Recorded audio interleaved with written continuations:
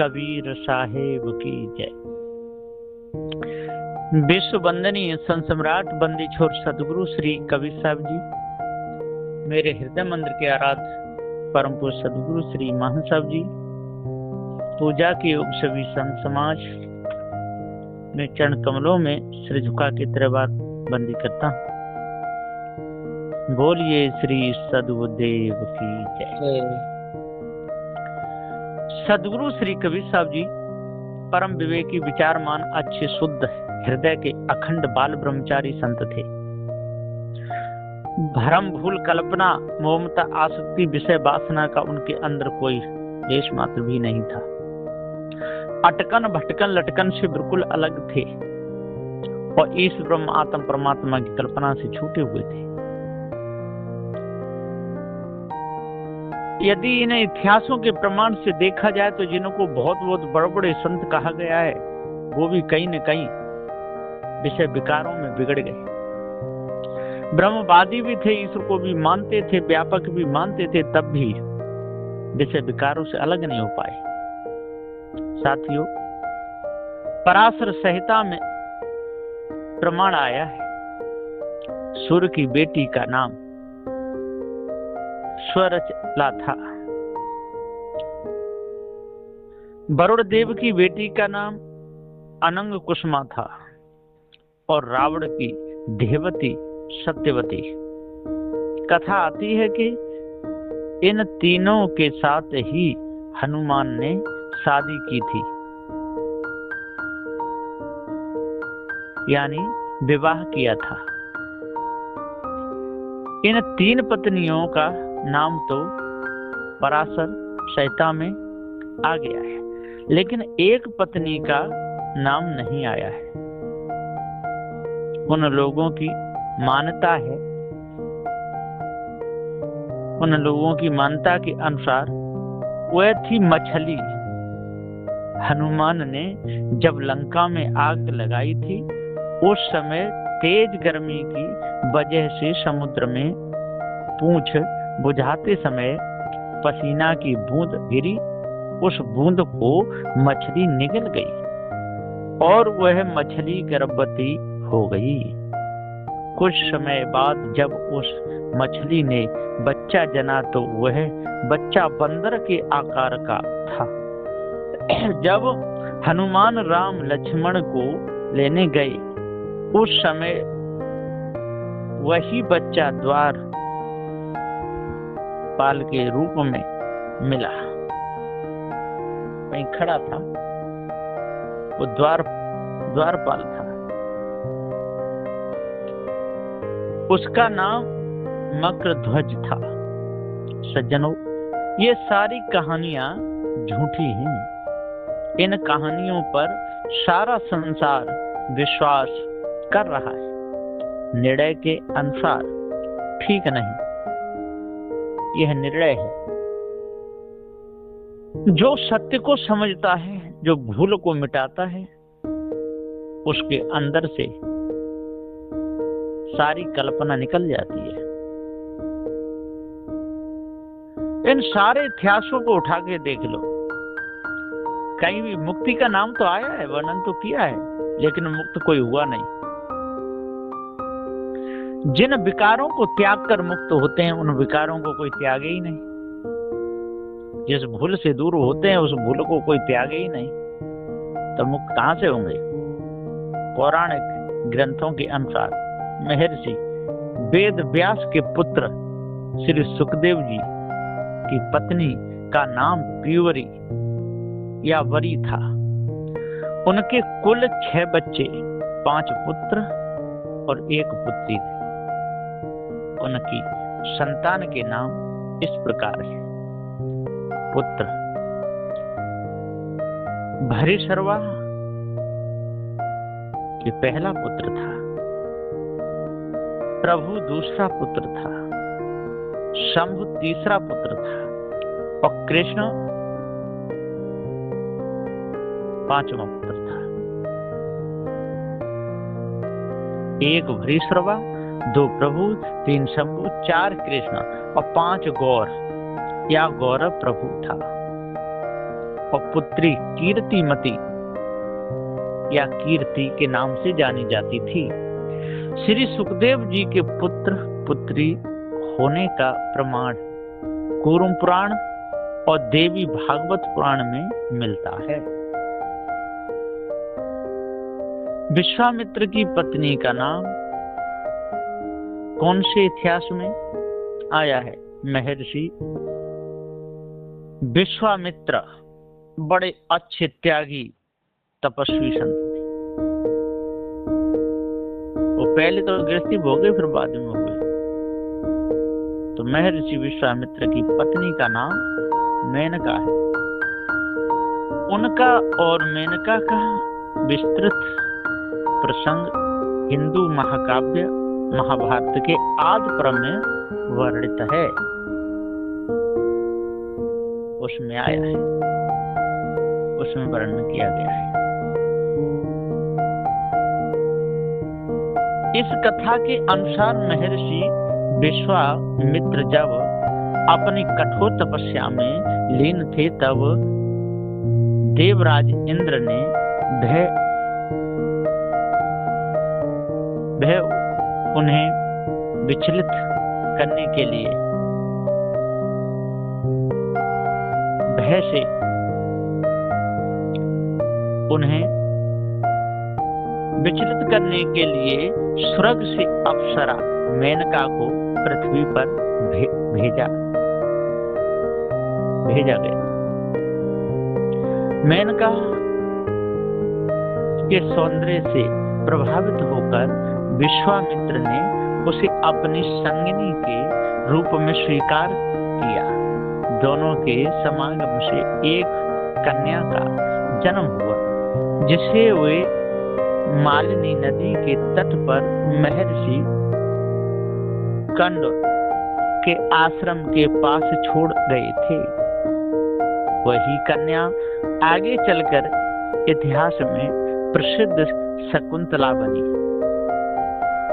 जिनका विवाह राजा दुष्यंत से हुआ और उनके पुत्र चक्रवर्ती सम्राट भरत के नाम पर ही हमारे देश का नाम भारत पड़ा। ये इतिहास मिलते हैं और आए हैं। साथियों, इन कथाओं से इतिहासों से पता चलता है अनादिकाल से कोई मुक्त नहीं हुआ। सारे के सारे विषय और भ्रम भूल में अंधे रहे। केवल मुक्ति का नाम तो आया है, लेकिन बेचारे एक भी मुक्त नहीं हो पाए। कहीं न कहीं अटकन रह ही गई। कोई आत्मा में अटका, कोई ईश्वर में अटका, कोई ब्रह्म में अटका, कोई खुदा में अटका। इस अटकन भटकन से पार हो ही नहीं पाए। कोई नदियों की पूजा में अटका, कोई पत्थरों की मूर्तियां बनाकर उनकी पूजा में अटका, कोई चंद्र सूर्य की पूजा करने में लग गया। भूल किसी की मिटी नहीं, भूल नहीं मिटी तो मुक्त होने का तो कोई सवाल ही नहीं उठता। साथियों, मुक्त हुए थे तो सदगुरु कबीर साहिब जी हुए थे। सदगुरु कबीर साहिब के अंदर किसी प्रकार का विषय भ्रम नहीं था। मुक्त वो ही हो सकता है जहाँ किसी भी प्रकार का विषय भ्रम न हो, किसी प्रकार का धोखा ना हो, न जीवन में किसी को धोखा दिया हो, न जीवन में कभी धोखे में आए हो। विषय विकारों में सदगुरु श्री कबीर साहब जी कभी नहीं फंसे।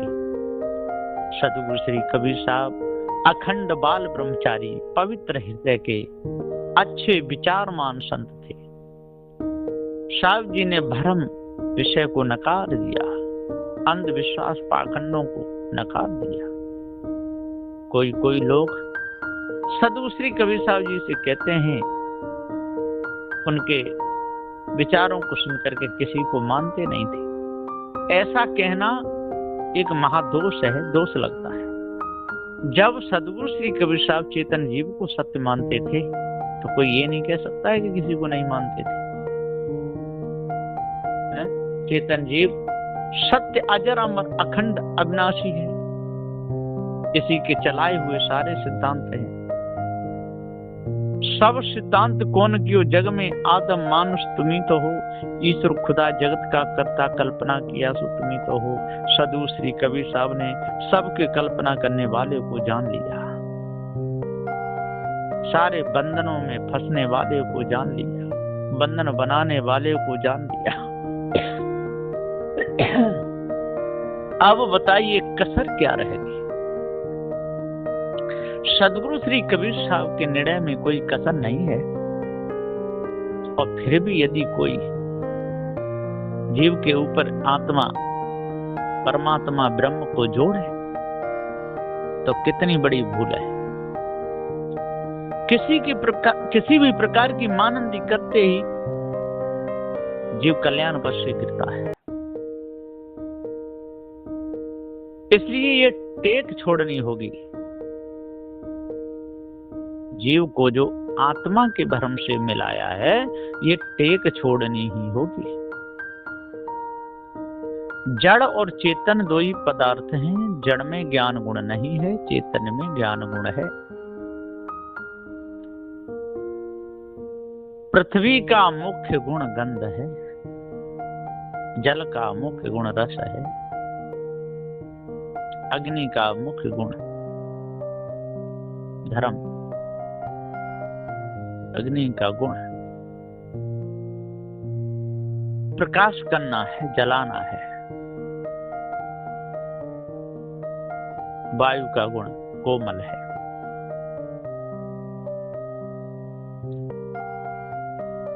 इसी प्रकार से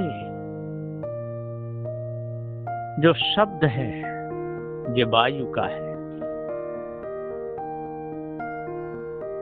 इस भेद को अच्छे प्रकार से जानना चाहिए। आकाश का कोई गुण धर्म है नहीं, क्योंकि आकाश कोई वस्तु ही नहीं है, पोल खगोल है। सारी वस्तुओं को रखने की जगह है, आने जाने की खाली पोल है, अवकाश रूप है। इसी को लोगों ने, किसी ने इसको ब्रह्म कहा, किसी ने कुछ कहा, कुछ कहा। ये सारी मानंदी झूठी मिथ्या है, भ्रम है। इस भ्रम को मिटाए बिना, जड़ चेतन के भेद को समझे बिना किसी का भी उद्धार हो नहीं सकता। कोई कितना भी बड़ा जड़ चेतन के भेद को बताने वाला हो, लेकिन उसके अंदर से ये आत्मा परमात्मा अल्लाह खुदा इस ब्रह्म परमात्मा की कल्पना नहीं गई तो समझ लो कि उसको अभी पूरा पार ज्ञान नहीं है। अटकन है, अटकन पूरी निकले तब समझो कि हमको पार ज्ञान हो गया। और यदि कहीं न कहीं अटकन है या लोगों को मूर्ख बनाने का विचार है तो समझ लो हम ही मूर्ख हैं। जो मूर्ख बनाता है वो स्वयं मूर्ख है, जो विचार करता है वो व्यभिचारी है, जो दूसरे की इज्जत गिराता है उसकी इज्जत बिगड़ी हुई है, जो दूसरों को धोखा देता है वो स्वयं धोखेबाज है। वो समझता है देखो मैंने उसको ऐसा धोखा दिया कि वाकई अकल ठिकाने आई। अरे उसे तो तेने धोखा दे दिया, परेशान कर दिया, लेकिन तेने अपने कर्म संस्कार तो बिगाड़ लिए हैं। दूसरों को धोखा दे करके तू खुश होता है? दूसरे के साथ में दूसरे की इज्जत बिगाड़ कर, किसी माँ बहन की इज्जत बिगाड़ तू खुश होता है? अरे बाबरे, तेरी इज्जत तो बिगड़ ही गई, तो स्वयं अपने पसे गिर गया। बिल्कुल नीच, कुत्ता की भी दर का नहीं रहा। कुत्ता को तभी पालते हैं लोग, अरे जब क्रिकेट बनेगा तेरे को कौन पालेगा, उसमें खाने का कीड़ा बनेगा, फेंक दिया जाएगा है।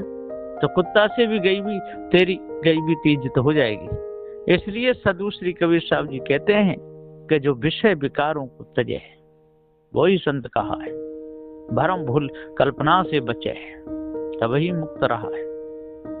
विषय विकारों से बचे और भ्रम भूल कल्पना से बचे और मोहमता आसक्ति से बचे और सच्चे दृश्य संत गुरुजनों की सेवा करे, विषय विकारों में कभी न फंसे, तो उसी को तो संत कहा जाता है। पर इस अनादि काल के संसार में नजर उठा करके देखो, कहीं पर भी देख लो, कोई विषय भ्रम से मुक्त दिखता ही नहीं, है ही नहीं। सारे के सारे बंधनों के काम करते हैं और मुक्ति की महिमा गाते हैं। उनमें मिल जाता है, उन्होंने उनको मार दिया, उनमें उनको घुस गया, मिल गया। राम ने रावण को मार दिया, इसलिए मुक्ति हो गई। जो राम हाथ मरे वो मुक्त हो जाता है। अरे कोई मरने मारने से मुक्त होगा है? वो तो कर्म बनेंगे। न राम मुक्त होगा, न राम के हाथों से मरने वाला मुक्त होगा। न कृष्ण मुक्त हुए, न कृष्ण के हाथों से मरने वाले मुक्त हुए। ऐसे कोई मरने मारने से मुक्ति होती है ना? मुक्ति तो विषय विकारों को तजने से होती है ना? दया धारण करने से होती है अखंड बाल व्रत करने से होती है, धोखे से बचने से और बचाने से होती है ना? अब कितने राम ने मार दिए, सारे के सारे मुक्त हो गए हैं। कहीं पाप कर्म करने से किसी का अंतःकरण पवित्र होगा? क्या ऐसे कोई लड़ के झगड़ के मर जाए तो मुक्त हो जाएगा? नहीं होगा। पर लोगों ने ऐसी बीमारी डाली है, ग्रंथों में लिखा है तो उन्होंने उनको मार दिया, ज्योति निकली उन्होंने घुस गई। रावण जैसे ही मरा, एक ज्योति निकली, राम में प्रवेश हो गई। बाली मरा, ज्योति निकली, राम में प्रवेश हो गई, है ना? कंस में से ज्योति निकली और कृष्ण में घुस गई। जरासंध जब मार दिया, ज्योति निकली, कृष्ण में घुस गई। ये सारी बेकार की बात है, झूठी बात है। इन झूठी बातों में ही लोग बहुत रुचि लेते हैं। अब खूब लिख लिख करके इतिहास रख दिए, ऊंचे ऊंचे मंचों बैठ करके पढ़ते रहते हैं, उन्हीं बातों को अलापते रहते हैं, आत्मा ब्रह्म को अलापते रहते हैं, धोखे में फंसे रहते हैं और फंसाते रहते हैं। इस धोखे से निकलने के लिए सदगुरु श्री कबीर साहब के विचारों को महत्व देना होगा। सो पारक सिद्धांत, और पारक सिद्धांत में भी जो जीव को सत्य मानते हो, जीव ही सत्य है, ज्ञान स्वरूप है, इसके ऊपर कोई इस ब्रह्म परमात्मा नहीं। ऐसा जब पता चलता है, पार की संतों के द्वारा खानी बानी दोनों जालों से फंदा छूटता है, तभी ये जीव मुक्त होगा, नहीं तो होगा नहीं।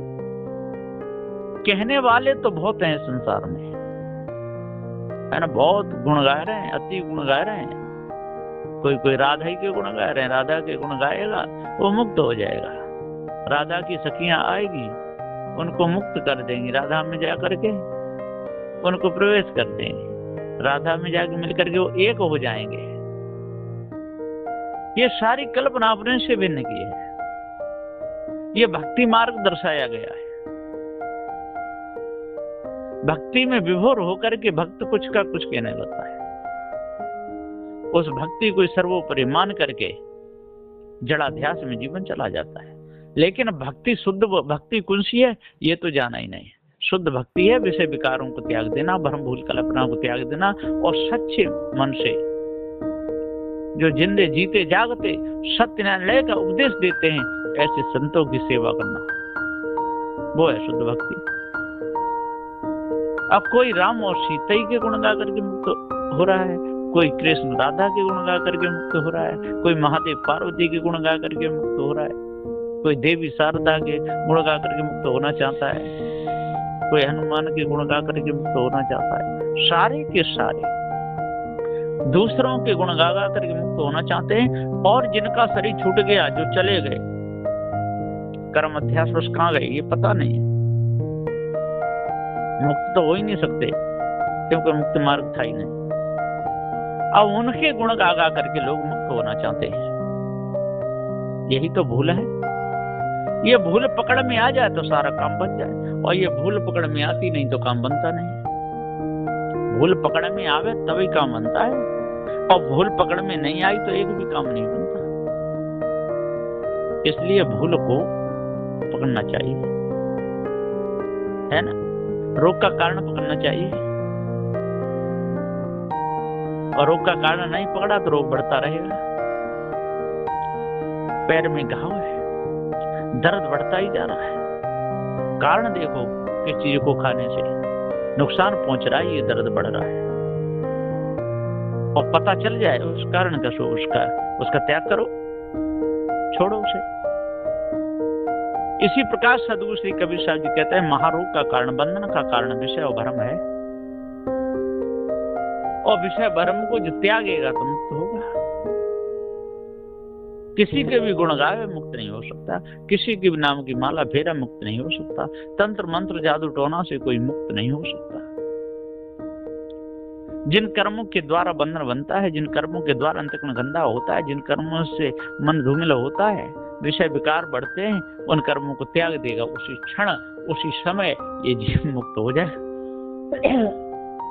लेकिन कोई बंधनों को जानता नहीं, बंधन कोई त्यागता नहीं, और बंधनों को त्यागने का उपदेश भी लोग नहीं देते। वो तो लाखों में कोई देते, इन्हें को पार ज्ञान हो गया या अच्छी तरह बीज समझ में आ गया तो देते हैं, और जिनके अच्छी तरह बीज समझ में नहीं आया तो वो भी नहीं दे पाते। वही रसरंगत में मौज लेते रहते हैं और संसार को भुलाते फरमाते रहते हैं। उनको कोई लेना देना नहीं, मुक्ति कौन खेत की मूली, उन्हें कोई पता नहीं। 16 फुलका खाए भरोसा राम को, हमें खबर कुछ ना घुसो कोई गाम को। इसलिए सदगुरु श्री कबीर साहब जी कहते हैं कि भाइयों, अपने आप को जानो, विषय विकारों को मिटाओ, क्योंकि मुक्त होने का स्थान ये मनुष्य जन्म है। जहिया जन्म मुक्त आता तहिया हता न कोई, और आपके ऊपर कोई देव नहीं है जो आपको मुक्त कर सके, या कोई लोकांतर हो वहां पर जाके आप मुक्त हो सको। जहिया जन्म मुक्त आता तहिया आता न कोई, छठी तुम्हारी हूँ जगह तू कहाँ चला बेगोय। अब छठी तुम्हारी हूँ जगह, छठे मन में आपके हूँ जग गया, अहंकार जग गया, बेकार आ गया, तू कहाँ चला बेगोय। सदगुरुदेव जी कहते हैं कि भैया अब तू कहाँ जाएगा, इसको बेगो करके कहाँ जाएगा।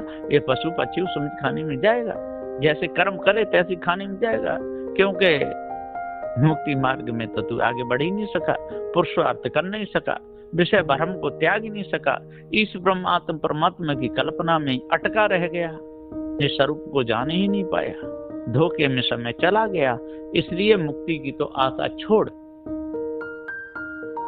है ना, मुक्त नहीं होगा। मुक्त तभी होगा जब जड़ चेतन के भेद को अच्छे प्रकार से समझे और सदग्रंथ बीजों को गुरुमुख से पढ़े, और वर्तमान में जो सदग्रंथ त्रिजा है, जो टीका सदगुरु श्री पूरन साहब जी ने किया था, उसको जब ध्येय लगा करके, अच्छे मन लगा करके पढ़ेगा तो सभी प्रकार का विषय विकार मिटेगा, और संसार से उपरामता आएगी, और खानी बाई दोनों जाल को तजेगा तो मुक्त हो जाएगा। यह निर्णय है सदगुरु श्री कबीर साहब जी का। बोलिए श्री सदगुरुदेव की जय।